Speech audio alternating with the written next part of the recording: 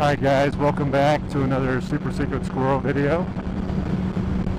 Today I'm going to talk about carrying concealed or open carry, I guess, so carrying a firearm, specifically a pistol while you're riding.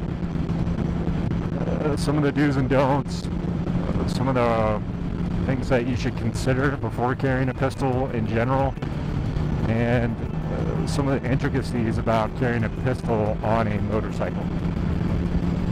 Now, as you've kind of seen with most of my videos, there's typically a trigger. So at home I have a list on an Excel spreadsheet of things I want to talk about on my motovlog.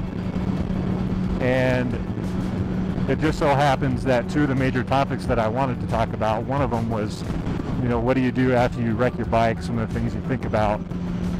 And that one should be posted before I post this video. But the other one is carrying a firearm on you while you ride, for self-defense, obviously. And this could be I could make multiple videos on this alone. And me sitting here on my motorcycle without having some talking points in front of me and things like that, I'm not going to cover this topic nearly in the depth that it should be covered in. There's just some things I want to bring up and things to think about specific to motorcycle riding. So if you're going to carry a concealed handgun or open carry it, go out, do research, get training, understand the laws, and make smart decisions.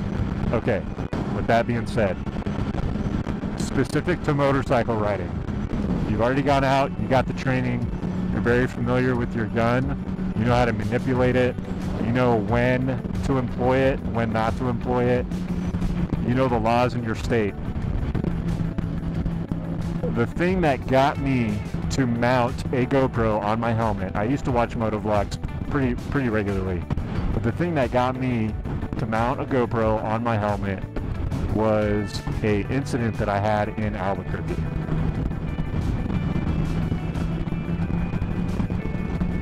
And this guy's just being lazy. And this incident was, I was coming up to a light. This guy in a green, I think it was a Ford Ranger, old Ford Ranger, probably mid-90s.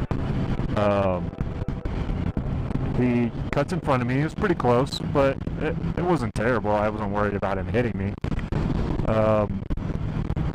He cuts in front of me and pulls up to the light, and he starts staring at me through his, rear view mirror and his turning mirror, left driver's side mirror, whatever. And he's just staring at me, and I got my visor down. He can't see my face, and I'm just looking straight ahead. I'm not moving. And then he starts yelling, like at his mirror, and he's losing his mind. And then he starts grabbing trash, and he's like throwing it out the window, and then he's flashing gang signs at me. He's shaking his truck like a crazy dude, and it's not uncommon that you run into people who are high on whatever, mostly methamphetamines, I think, here. But so he starts losing his mind, and he's flashing gang signs at me, continues to yell at me, and then he opens his door. And it was at that time that I realized that I had not practiced drawing my gun with gloves on under a jacket at a stoplight, right? So I'm sitting on the bike and I'm thinking I might have to shoot this guy. And believe me, once you take a human life, you can't go back and undo it. Regardless of whether you're justified or not, that will stay with you forever. And that's not something most people want to have on their conscience. Just take my word for it. But at the same time, if I have to shoot someone to save my own life because they're causing danger to myself, my family, innocent people around me, I'll do it. I've already committed to that decision. So that's something also that you have to think about early on. Some people carry a gun and decide later, I can't actually do this. I can't take someone's life regardless of what the circumstances are. And that's okay. There's nothing wrong with that. If you go out, you get the training, and you determine you're more of a liability with a gun than without a gun, I say good on you. Thank you for having that situational awareness and know-how, and I really appreciate that, because I don't want you to talk yourself into saying, yeah, no, I got this, and then it happens and you get disarmed, you drop the gun, whatever, and now there's a bad dude with a gun who is willing to use it. Alright, going back to where I was at in my story. So all this shenanigans is going down, and I realize I have not trained to carry the way I carry. Now I carry appendix carry right here at the 12 o'clock, probably 1 o'clock really, and I carry a double stack 9. It's a SIG P320 compact with the Surefire XC1 on it. And while that's not the smallest gun to carry in the world, while I was carrying my single stack, I have a 9mm Shield Smith & Wesson. When I would go practice and shoot with that thing on the regular, once I, had a couple magazines through the gun, my accuracy was pretty good. But my first half a mag, full mag, it was not good, because I have fairly large hands, and that double stack or that single stack is fairly narrow. So any change you make with your fingers or where it rests in the palm of your hand will change how that gun points. Now I use the two-handed thumb forwards grip, so that alleviates a lot of my point of aim, point of impact issues. But just having a gun that small in my hand, I didn't shoot it well. So I still keep it. I still practice with it. Maybe someday something in my brain will click and I'll be able to shoot it as accurately as I do a double stack, but I'm not holding my breath. So now carrying this SIG, having the extra grip on it, I feel confident that I could get a partial grip on the gun, point, and shoot. Okay, so always focus on that front sight, put the thing on the thing, and squeeze the trigger if it's at close range. Now in this scenario, in this case, if this guy would have gotten out of his car, I would have had to unzip my jacket or pull my jacket, my shirt up over the gun, get a good grip on it with gloves that I've never held the gun with before, put the kickstand down, and gotten into a position to defend myself. Now hopefully I could have just shown the guy the gun, and he would have realized it's not a good idea. But if he would have gotten out of the car with a knife, a gun, a crowbar, something like that, he had a bunch of equipment in the back of his truck, like landscaping equipment. So he could have literally grabbed a shovel out of the back of his truck and done some serious damage to me. So we really have to figure out, as riders who are carrying concealed, am I practicing enough? Now, how do you practice this? Well, that's where it gets a little bit more difficult.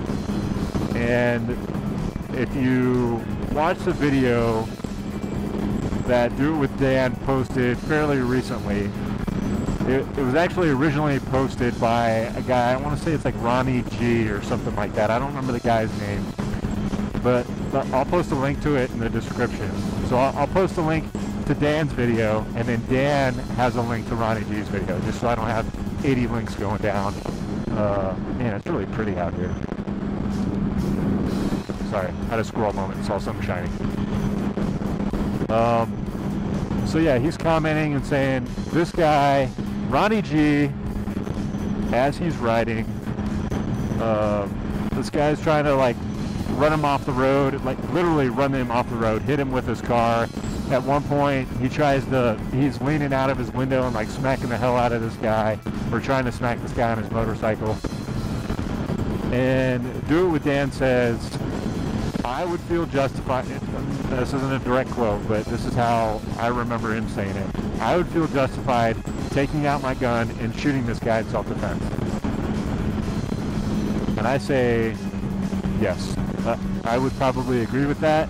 I don't know the entire circumstance. I saw the video. The guy tries to run, even to the point where Ronnie G, if that's his name, drives into oncoming traffic, and he's trying to evade this other car. Now the car drives like a lunatic and doesn't go into oncoming traffic. He just rides that normal traffic lane while this dude's over here doing his thing.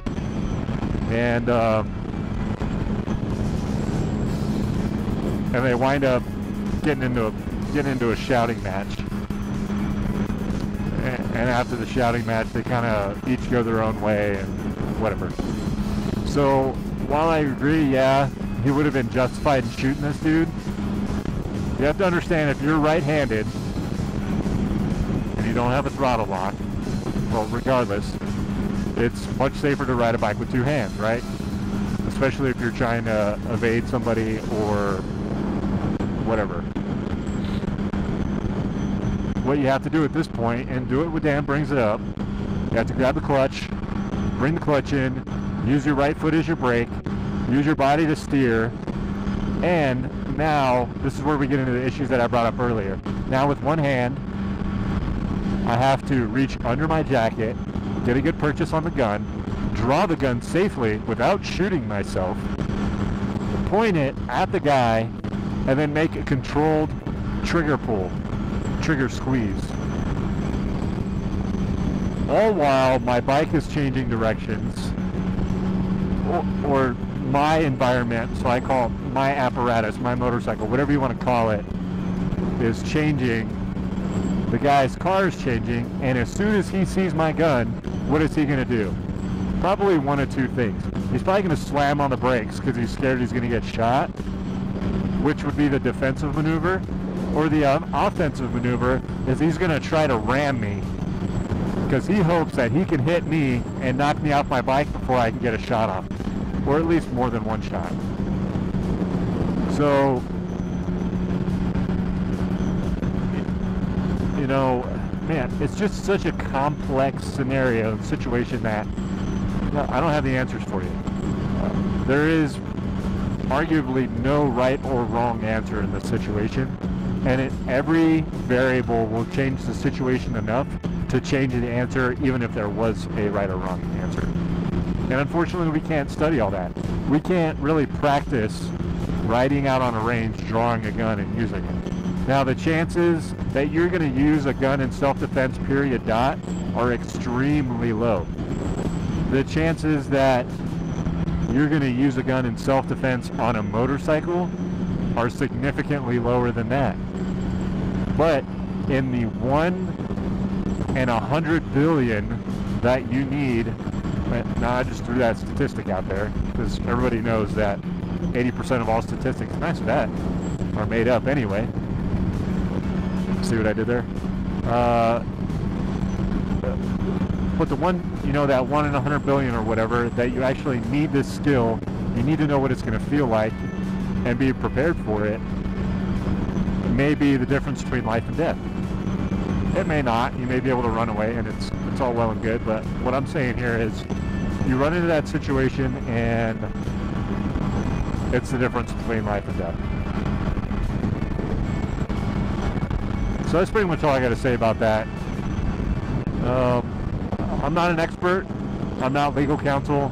All I'm saying is, if you're going to carry, be trained, know what your firearm's going to do, know what you're going to do, because you have that repetition built in to your habits. I will dry fire my gun probably 50 times a week. And that is drawing it from a holster. Now, do your own research, come up with a good dry fire practice routine, understand, let's go, understand,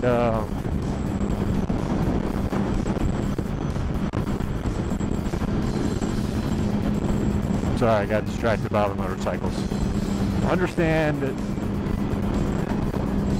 how to train, understand what to train for, and understand why you're training, because that will change your routine. I, and probably many of you, don't get to use your guns nearly as often as you'd like to. Unfortunately, I probably only go shooting once a month, if that, depending on my work schedule. So, yeah, that's all I got, really. Alright guys, be smart, ride safe, and until next time, this is SuperSecretSquirrel, and I am out of here.